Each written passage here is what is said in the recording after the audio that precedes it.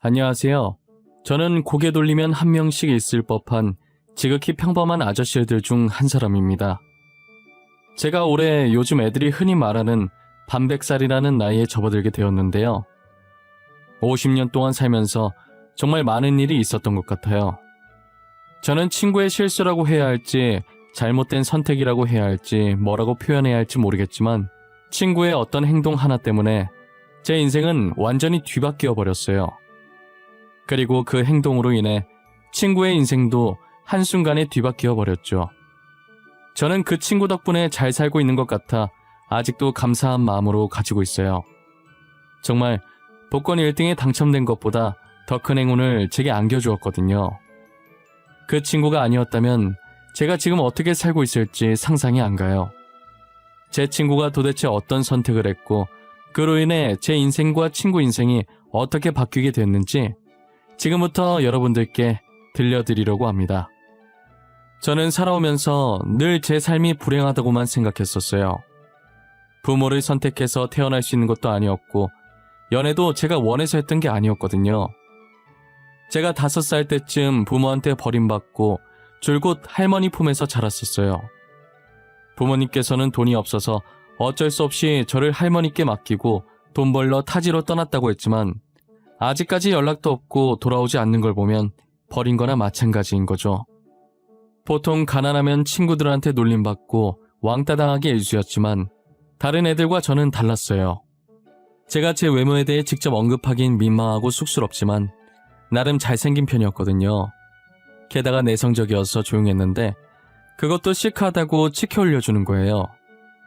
그래서 늘 남자애들 여자애들 구분할 거 없이 모두한테 인기가 많았었어요. 잘난 얼굴 덕분에 가난해도 놀림받지 않고 친구들이 알아서 따라오니까 저는 굳이 노력하지 않아도 편하게 학교 생활을 할 수 있었죠. 그러다 고등학생 때 누구나 한 명씩 있을 법한 첫사랑이라는 존재가 제게도 생기게 되었죠. 그 여자아이는 어느 누가 봐도 이쁘다라는 감탄사가 나올 정도로 너무 이뻤어요. 거기다 저와 다르게 당차고 활발해서 반대의 매력에 빠졌던 것 같아요. 그 아이도 이쁘장하게 생겼고 성격까지 좋으니 저처럼 인기가 많았어요. 항상 재미로 인기 투표 같은 걸 하면 제가 남자 1위, 그 아이가 여자 1위였었죠. 그래서 가끔 애들이 저와 그 아이를 엮으면서 장난을 치기도 했어요. 처음엔 제가 얼굴만 보고 친구를 사귀는 편이 아니었기 때문에 전교에 그 여자아이가 이쁘다고 소문이 퍼져도 저는 전혀 관심이 없었어요. 제 친구들은 그 아이가 연예인이라도 되는 것 마냥 얼굴 한 번이라도 더 보겠다고 난리였고 저는 그런 아이들의 모습을 보고 고개를 좌우로 흔들면서 한심하다는 생각을 했었죠. 그렇게 2년을 지내다가 3학년이 됐을 때 그 여자아이와 제가 같은 반이 된 거예요. 담임 선생님이 자유로운 성격이셔서 굳이 저희 자리를 마음대로 정해놓거나 그러지 않으셨어요. 저희 보고 학교 등교해서 빈자리에 앉고 싶은 곳에 마음대로 앉으라고 하셨어요. 저는 졸업하면 바로 일하고 싶은 생각에 학교 공부는 때려치우고 일찍부터 자격증을 따놨었거든요. 그래서 수업 시간에 잘 생각으로 제일 먼저 등교해서 맨 앞에 앉았었죠. 맨 앞줄이 어디에 앉든 고개만 살짝 숙이고 자면 책 보는 것처럼 보여서 은근히 안 걸리거든요. 자리를 잡아놓고 그대로 책상에 엎드려서 잤는데 어느 정도 시간이 지나서 시끄러운 소리가 느껴지는 게 반 친구들이 하나둘씩 등교를 한 것 같더라고요. 돗대기 시장처럼 왁자지껄 해졌을 때쯤 서서히 눈을 뜨기 시작했어요. 눈을 뜨니까 제게 안녕하면서 손을 흔들며 인사하는 여자아이 목소리가 들렸어요. 자고 일어나서 그런지 눈앞이 살짝 뿌옇게 보이면서 제 옆에 앉은 아이가 잘 안 보이더라고요. 제가 자세히 보려고 눈을 찌푸렸는데 점점 시야가 돌아오더니 그 여자아이가 보이는 거예요. 안녕? 너 근데 왜 여기 앉았어? 보통 여자애들은 여자애들끼리 앉고 그러지 않나? 그리고 이 자리 선생님 앞이라 부담스럽다고 잘 안 앉으려고 하던데? 그냥 여기 있으면 대놓고 자도 너처럼 안 걸릴 것 같아서. 너 어제 하루 종일 자던데 선생님들이 모르더라? 그래서 한번 앉아봤어. 아, 그래? 이 자리 은근 좋아. 등잔 밑이 어둡다고 선생님한테 안 걸리고 자기엔 최고지. 근데 너도 나처럼 공부 포기했나 보네? 난 이미 공부 포기했거든. 공부를 완전히 포기한 건 아닌데 노력해도 잘 안 돼서 어중간한 상태야. 해야 할까 말아야 할까 고민하는 단계? 지금 우리가 고3인데 아직도 고민을 한다고? 너무 늦은 거 아닌가? 애들 고등학교 입학과 동시에 수능 준비하던데. 야, 너는 늦었다고 생각할 때가 가장 빠르다는 것이다 라는 유명한 명언도 몰라? 난 지금이 가장 빠른 때야. 늦지 않았다고. 열심히 하면 금방 따라잡겠지 뭐. 열심히 하는 거랑 잘하는 거랑 다른 거야. 다 너 위해서 하는 말이다. 너무 상처받지 말고 잘 새겨들어. 저희는 이렇게 오랫동안 대화해본 게 처음인데도 원래 친했던 사이처럼 편안했어요. 그 아이는 소문대로 성격이 되게 밝고 생각하는 것도 엄청 긍정적인 아이였어요. 조용하면서 내성적이고 먼저 다가가지 못하는 저와는 완전히 반대되는 성격이었죠. 그 뒤로도 제게 먼저 인사하고 말을 건네던 게 그 아이였어요. 항상 어떤 상황에도 웃음을 잃지 않는 모습을 보면서 어느샌가 제가 그 아이에게 빠져 있더라고요. 그래서 어떻게 고백을 해야 하나 다른 애들에게 눈에 띄게 하고 싶진 않았고 조용히 쪽지를 적어서 주려니 그것도 괜히 긴장돼서 손이 떨리더라고요. 결국 저는 한참 고민하다가 쪽지에 제 마음을 적어 전해주기로 마음먹었고 대신 제가 제일 친했던 친구에게 쪽지를 그 아이 사물함에 넣어달라고 부탁을 했죠. 그런데 제 친구가 사람 없을 때 넣어야 하니 누군가 올까 싶어 급하게 넣는다고 사물함 위치를 착각해서 그 아이의 사물함이 아닌 그 아이의 친구 사물함에 넣어버린 거예요. 저는 그 사실을 모르고 있었고 하교하려는데 갑자기 다른 여자아이가 저를 부르더니 제가 적은 쪽지를 손에 쥐고서 자기도 저를 좋아하고 있었다고 먼저 다가와줘서 고맙다고 하는 거예요. 당시에는 그날이 제 인생에서 제일 최악의 날이었다고 해도 과언이 아니었어요.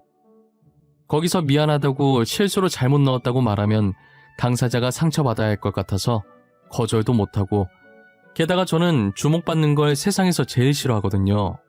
그런데 애들 많은 하굣길에 대놓고 저렇게 말을 하니 당연히 아이들의 관심은 저희한테 쏠려있고 저는 원치 않은 연애가 시작됐고 진짜 정말 최악 중에 제일 최악인 날이었어요. 제 첫사랑은 그렇게 허망하게 고백조차 못해보고 끝이 났어요. 그런데 이게 무슨 일인지 그 다음날 등교를 하니 쪽지를 대신 넣어준 친구가 제 첫사랑과 사귄다는 얘기가 파다하더라고요. 그 말이 사실이었던 건지 늘 제 옆에 앉던 첫사랑이 여자친구와 같이 등교해서 친구 옆엔 자기가 앉고 제 옆엔 여자친구를 앉혔죠. 도저히 사태 파악이 안 될 뿐더러 어떻게 이런 상황이 올 수 있나 싶었어요. 저는 1교시가 마치고 쉬는 시간에 바로 친구를 조용한 곳으로 불렀어요. 이게 어떻게 된 거야? 너 소문대로 진짜 지훈이랑 사귀는 거야? 나 네 말 듣기 전까진 그 소문 안 믿어. 네가 직접 나한테 말해. 소문 맞아. 나 오늘부터 지훈이랑 사귀기로 했어. 너한테 말 못해서 미안하다. 그렇지만 내가 먼저 지훈이 좋아했어. 알잖아. 남학생들 지훈이랑 사귀고 싶어서 난리인 거. 너 쪽지 잘못 넣은 것도 일부러 그런 거지? 실수 아니었지? 네가 어떻게 나한테 이럴 수가 있냐? 어? 그냥 나한테 차라리 말을 하지 그랬어. 미안하다. 그래도 난 네가 오해라고 말할 줄 알았어. 그런데 이렇게 쉽게 받아줄 줄 알았겠냐? 그리고 네가 언제 좋아했든 우리보다 한참 늦게 지훈이 짝사랑한 거야. 그러니까 포기해. 여자친구도 있잖아. 알고 보니 제 친구가 그 아이를 좋아해서 일부러 다른 아이의 사물함에 제 쪽지를 넣은 것이었어요. 제일 친하다고 생각했던 친구가 어떻게 이렇게 뒤통수를 칠 수 있는지 모르겠어요. 차라리 저한테 솔직하게 말했다면 제가 알아서 포기했을 텐데 왜 이렇게까지 하는지 이해가 안 갔죠. 한동안은 친구한테 정말 화가 나고 제 옆자리에 앉은 여자친구를 보면 답답함에 한숨부터 나오고 부모한테도 버림받고 이젠 연애도 마음대로 못하냐고 내 인생은 왜 이 모양 이 꼴이냐며 한탄했었죠. 하지만 제가 한탄했던 게 무색할 정도로 여자친구는 정말 좋은 사람이었어요. 첫사랑과는 완전 반대의 성격이었고 오히려 저와 비슷하게 엄청 조용한 성격이었죠. 저희가 무심코 지나치는 꽃이나 나비 같은 생명 하나하나도 소중하게 여기던 아이였어요. 그런데 분명히 제 기억으론 저와 사귀기 전엔 여자친구가 남 눈치 봐가면서까지 조용하진 않았거든요. 정말 조용하다 뿐이지 할 말은 다 하고 살았던 걸로 기억한단 말이에요. 이상하게 저와 사귀고 나서부터 하굣길에 어떻게 나한테 말을 걸 생각을 했을지 싶을 정도로 제게 말도 못하고 늘 우물쭈물한 태도를 보여서 한 달 정도는 엄청 답답해했어요. 왜 그런 건가 싶었는데 여자친구는 저랑 반대로 되게 다정한 부모님 밑에서 사랑받고 자란 아이였거든요. 저희가 사귀기 전 어쩌다 교무실 갈 일이 생겨서 갔다가 우연히 제 가정사를 듣게 됐나 봐요. 그 뒤로 저를 너무 좋아하는 마음에 혹시나 저한테 말 실수라도 할까봐 그게 제 마음을 다치게 할까봐 배려한 것이었다는 걸 알게 되었죠. 저를 배려하고 있었다는 걸 알게 되고 나서 저는 여자친구에게 어떤 말을 하든 괜찮다고 가족 얘기든 뭐든 하고 싶은 말 있으면 괜히 내 눈치 보지 말고 편하게 하라고 했어요. 그 뒤로 여자친구는 전보다는 말도 잘하고 장난도 어느 정도 치기 시작하더라고요. 아직도 가끔 본인 가족 얘기를 할 때는 조심스러운데 이젠 그런 조심스러운 모습도 사랑스럽게 보였어요. 한편으론 눈치 안 봐도 되는데 괜히 제가 눈치 보게 만든 것 같아서 미안하기도 했죠. 저는 졸업할 때까지 여자친구와 별탈 없이 잘 만나고 졸업 후 바로 취업해서 어느 정도 자리 잡았을 때 이른 나이에 결혼까지 하게 되었어요. 나름 이름 있는 회사에 들어가기 위해 그 회사와 관련 자격증은 미리 학생 때 다 따놨었어요. 원래라면 고졸은 갈 수 없는 회사지만 1년에 딱 한 번 고졸 채용이 있어서 지원했는데 제가 가지고 있는 자격증들 덕분에 바로 합격할 수 있었죠. 아내는 결혼을 해서도 고등학생 때 그 모습 그대로였어요. 늘 저를 먼저 위해주고 결혼 전 할머니께서 세상을 떠나셨을 때도 옆에서 같이 슬퍼해주고 이제 남은 가족이 없는 제게 유일한 가족이자 제 편이 되어준 사람이죠. 제가 몇 년 동안 잘 다니던 회사를 갑자기 그만두고 나와서 사업을 하겠다고 했을 때도 싫은 소리 한 번 안 하고 자기도 일하고 있으니 도와주겠다고 제 앞길을 응원해줬어요. 지금 생각해보면 무슨 배짱으로 그랬는지 아내에게 참 미안해요. 저는 처음에 회사 나와서 그동안 모아둔 돈과 퇴직금으로 옷사업을 했었어요. 초반엔 매출이 좀 있나 싶었는데 오픈빨이 빠지니 금세 적자가 나버리더라고요.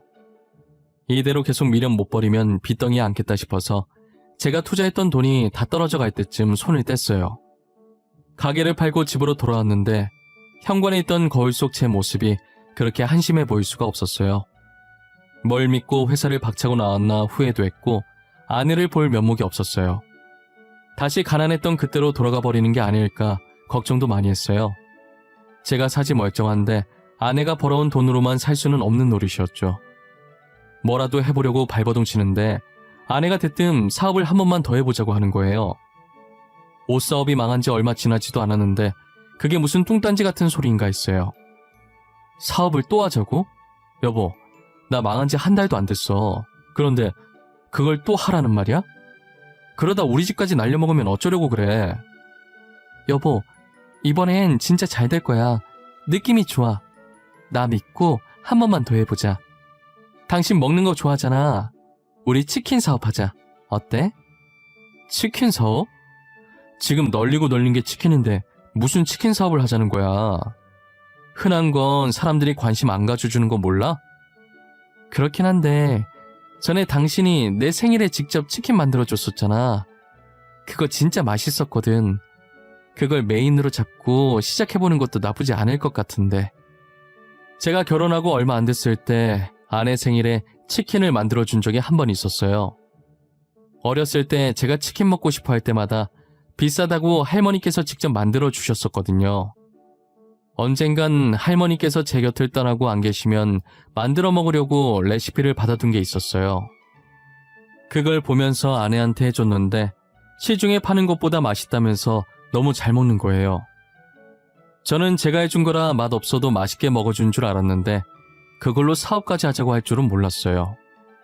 할머니께서 당시 저한테 알려주신 치킨 레시피가 3개 정도 되는데 만약 사업을 시작하면 하나를 먼저 내보고 성공하면 나머지 2개도 하나씩 풀어야겠다는 생각을 했어요.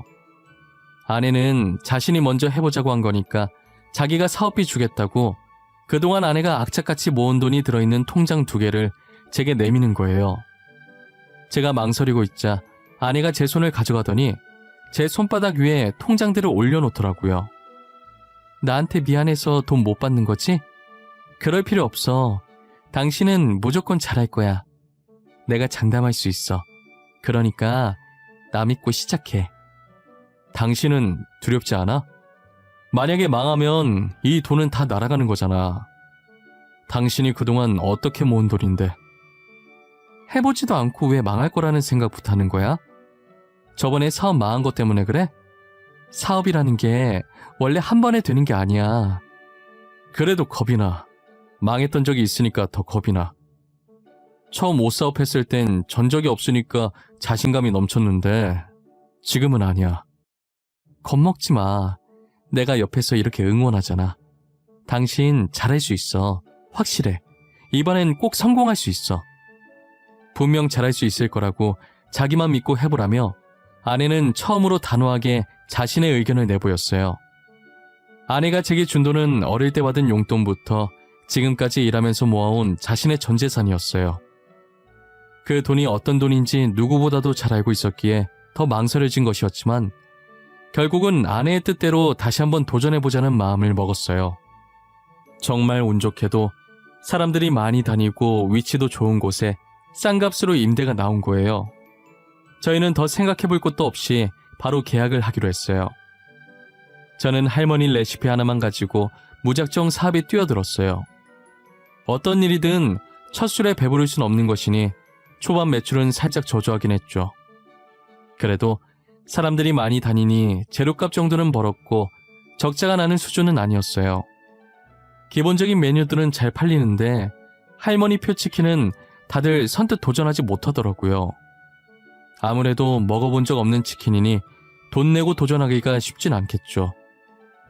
그래서 자주 오시는 분께 한번 시식이라도 해보라고 조금씩 드려봤어요. 처음엔 친구들끼리 서로 먼저 먹어보라고 떠밀었어요.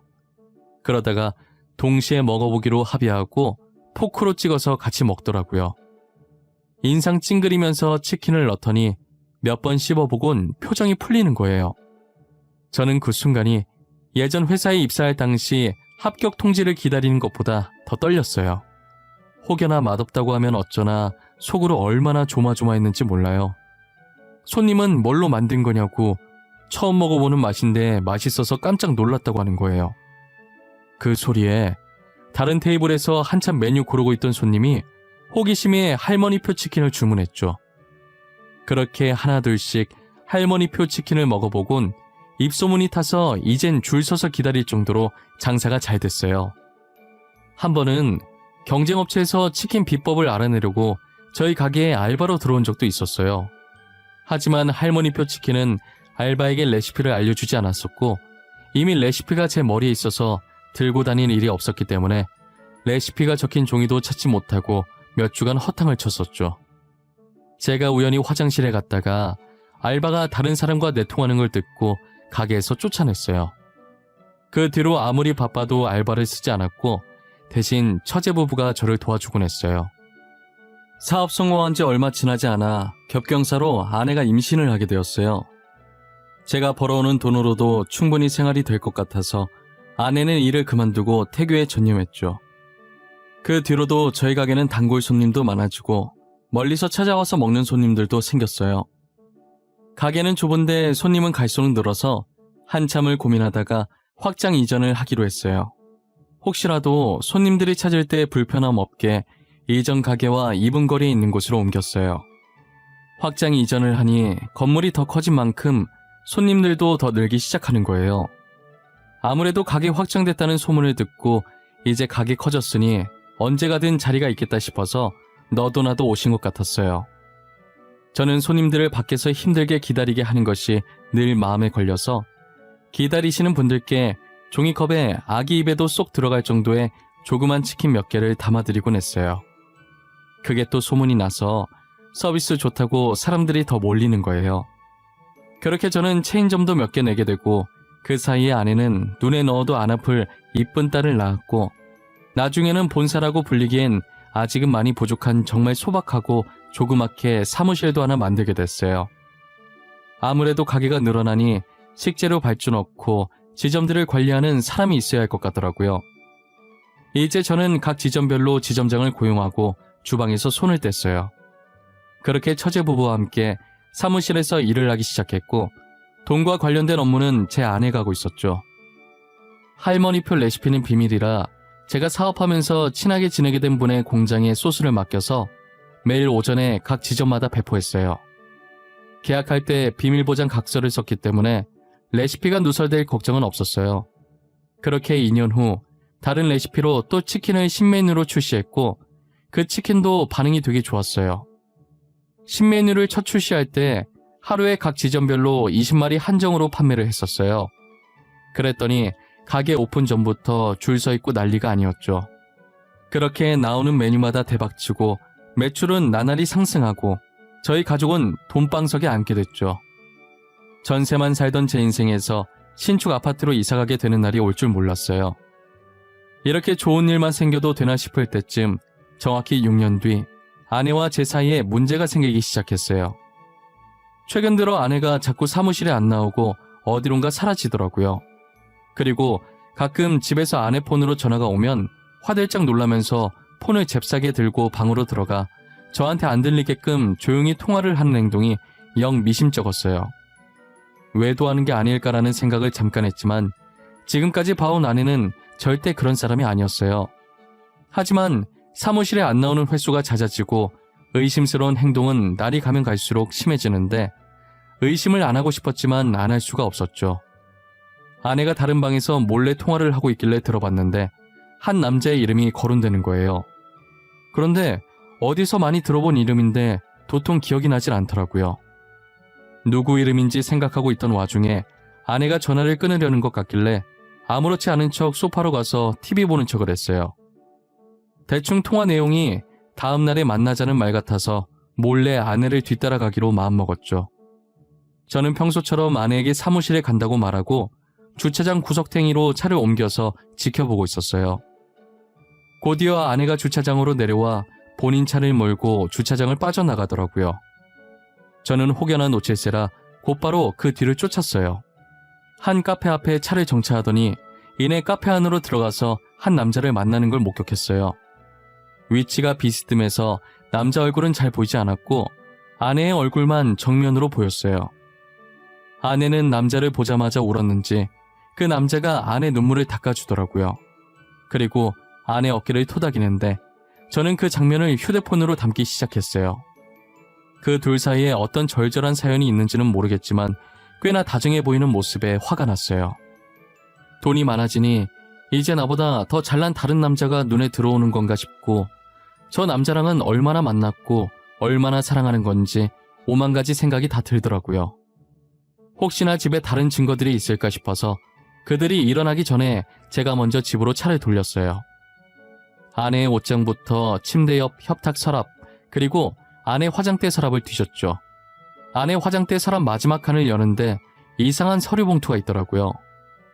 제가 그 봉투 안에 있던 종이를 꺼낸과 동시에 현관문 비밀번호를 입력하는 소리가 들리는 거예요. 아내가 들어오기 전에 빠르게 종이로 훑어보는데 유전자 검사 결과지더라고요. 설마 딸이 내 친딸이 아닌가 싶어서 검사 대상자의 이름을 봤는데 아내의 통화 속 그 남자 이름과 제 이름이 나란히 있었어요. 그리고 검사 결과에 그 두 사람의 친자 관계가 인정된다는 글이 적혀 있더라고요. 입을 벌리고 이게 다 무슨 소리인가 경악에 차 있을 때 아내가 와서 종이를 낚아채는 거예요. 저는 입 벌린 그대로 천천히 고개를 돌려 아내를 쳐다봤어요. 여보, 혹시 이거 봤어? 아내 내용 다 읽은 거야? 아니, 사실은 내가 오늘 당신한테 다 말하려고 했는데 이거 내 유전자 검사 결과지던데 뭐야? 당신 나 몰래 뭐 하고 다닌 거야? 혹시 이거 조작해서 나한테 숨겨진 애 있다는 핑계로 이혼해서 다른 남자랑 살려고 했던 거야? 그게 무슨 말이야. 다른 남자라니. 내가 다른 남자가 어디 있다고 그래. 나 당신 말곤 다른 사람 남자라고 생각해 본 적도 없어. 진짜야. 내가 오늘 똑똑히 봤어. 증거 사진까지 있다고. 내가 직접 보여줘야 바른 대로 말할래? 여기 봐, 당신 맞잖아. 당신 왜 이 사람 보고 울었는데? 누군데 이 사람이 당신 눈물 닦아주고 있는 건데? 그런 거 아니야. 그 사람 당신 아버지야. 당신 어릴 때 할머님한테 맡기고 도망가셨던 친아버지라고. 알고 보니 그동안 아내가 계속 사무실 비웠던 게 다른 남자 만나려고 그런 게 아니라 어렸을 때 저를 할머니께 맡기고 도망갔던 부모님을 찾고 있었던 거였어요. 제가 카페에서 본 아내 눈물 닦아주던 사람도 제 친아버지셨던 거고요. 그리고 그 유전자 결과지도 저와 제 친아버지의 유전자 검사였어요. 저는 그것도 모르고 아내가 외도했다고 의심한 게 너무 미안해서 눈물이 멈추질 않는 거예요. 아내는 괜찮다고 자신이 말 안 했으니 당연히 그런 오해할 수 있는 거라고 너무 미안해하지 말라고 저를 다독여주는 거예요. 제가 항상 처가댁에 가면 아내와 장인, 장모님의 사이좋은 모습에 티는 안 내도 내심 부러워했었거든요. 제 곁엔 아내밖에 없지만 아내는 제가 없어도 든든한 부모님이 옆에 계시니까요. 근데 그걸 아내가 눈치채고 있었는지 안쓰러운 마음에 제 부모님을 찾아주고 싶었다더라고요. 그리고 운명이라는 게 진짜 있는 건지 제가 아버지 이름을 처음 듣고 익숙하다고 했었잖아요. 왜 익숙한가 했더니 아버지께서 저희 회사랑 협업하고 있는 공장 대표셨어요. 저랑 직접 만나서 계약까지 했는데 세월이 많이 흘러서 서로 못 알아보고 있었던 거죠. 저는 5살 때 할머니한테 맡겨졌으니 당연히 기억을 못했고 아버지께서는 오랫동안 저를 못 봤으니 제 어릴 때 얼굴을 기억을 못하고 계셨던 거예요. 이름만 기억하고 계셨는데 저랑 계약하면서 자신의 아들 이름이랑 똑같다는 생각을 잠깐 하셨었대요. 그래서 제 이름을 보고 이제라도 아들을 찾아봐야겠다는 생각이 드셔서 유전자 등록을 해놨는데 최근에 아내가 제 유전자를 등록하면서 유전자가 일치하다는 연락을 받고 만나게 된 것이죠. 아버지께서는 더 빨리 찾았어야 했는데 너무 늦게 찾아서 미안하다며 눈물을 보이셨어요. 저는 이제라도 다시 만났으니 괜찮다고 하면서 아버지를 달래다가 같이 울어버렸네요. 아내도 제 뒤에서 저희 모습을 보고 조용히 눈물을 훔치고 있었어요. 셋이서 30년 동안 못했던 얘기들을 한참 하다가 아버지께서 전화를 받으시더니 다음에 어머니와 함께 오겠다고 하시면서 먼저 자리를 뜨셨어요. 저는 아내의 손을 꼭 잡고 연신 고맙다는 말만 반복했어요. 아내는 이제라도 가족을 만나서 다행이라고 앞으로 행복할 날만 남은 것 같다고 했죠. 그러다 문득 사물함에 쪽지를 잘못 넣어준 친구 생각이 나더라고요. 여보, 나는 요즘 당신이랑 결혼해서 참 다행이라는 생각을 해. 사실 당신 사물함에 넣었던 쪽지 말이야. 다른 애한테 넣으려던 거 친구가 당신 사물함에 넣은 거거든. 아, 거기에 또 숨은 비밀이 하나 있지. 아마 당신이 알면 놀랄걸? 그거 서기훈이랑 나랑 짜고 친 거야. 걔가 지훈이 좋아했고 내가 당신 좋아했거든. 뭐? 둘이서 짜고 친 거라고? 아니, 어떻게? 이게 뭔 말이야? 나한테 자세히 말해봐봐. 당신이 서기훈한테 먼저 쪽지 주고 사람 없을 때 넣겠다고 2시간 뒤에 넣었잖아. 그래서 내가 몰래 서기훈한테 그 쪽지 나한테 넣으라고 했어. 지훈이랑 잘 되게 해주겠다고 하면서. 알고 보니 고등학생 때 쪽지 사건의 전말이 친구와 아내가 짜고 친 고스톱이었어요. 친구는 제 첫사랑을, 아내는 저를 짝사랑하고 있었고 둘의 모종의 거래가 있었던 거죠. 그리고 그날 저녁에 바로 친구와 제 첫사랑이 이어질 수 있게 작업을 쳤던 거고요. 그런데 아내도 제가 자기랑 연애할 줄은 몰랐었대요. 쪽지 잘못 넣은 거라고 할 줄 알았는데 사귀게 되니 처음엔 꿈인 줄 알았다더라고요. 그래도 저희가 어떻게 만났든 아내를 만나게 도와준 친구에게 너무 고마웠어요. 옛날 얘기하니까 저와 아내는 그 둘의 근황도 궁금해지더라고요. 건너 근황을 알게 됐는데 둘은 저희보다 더 오래 연애했는데 연애하면서 헤어지고 다시 만나기를 반복하다가 어찌저찌 결혼까지 갔었나 봐요. 첫사랑이 이쁘고 성격이 좋아서 인기가 많다고 했었잖아요.